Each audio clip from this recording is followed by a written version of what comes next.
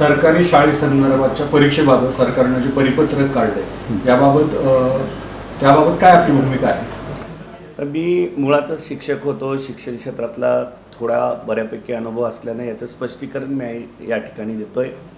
ज्या पद्धतीनं अर्थसंकल्पामध्ये मराठवाडावर अन्याय होतो, अनुशेष भरला जात नाही, त्याच पद्धतीनं कोणतंही शैक्षणिक धोरण आखताना मराठवाडा विभाग, विदर्भ विभाग इथली भौगोलिक परिस्थिती याचा विचार कधी केला गेलेला नाही।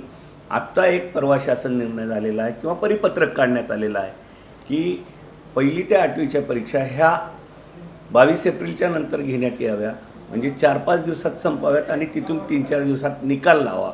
हे प्रॅक्टिकली शक्य नाही।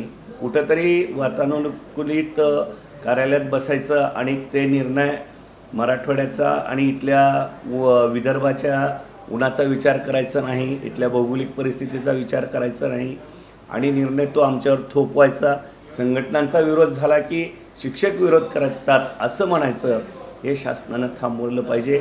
माझं याविषयी आमचे आदरणीय संचालक राहुल रेखावार यांच्याशी देखील चर्चा झालेली आहे की या परीक्षा आपण लवकर घ्याव्यात, याच्या माध्यमातून निकाल लवकर लावता येईल। कधीपर्यंत परीक्षा घेण्यात यावी अशी काय तुमची मागणी? आमची मागणी आहे या परीक्षा एप्रिलच्या पहिल्या आठवड्यामध्ये व्हाव्यात, दुसऱ्या आठवड्यामध्ये संपाव्यात आणि 15 दिवस कमीत कमी निकाल तयार करायला आम्हाला मिळावा। या आदेश बदलला नाही तर पुढची भूमिका काय तुमची?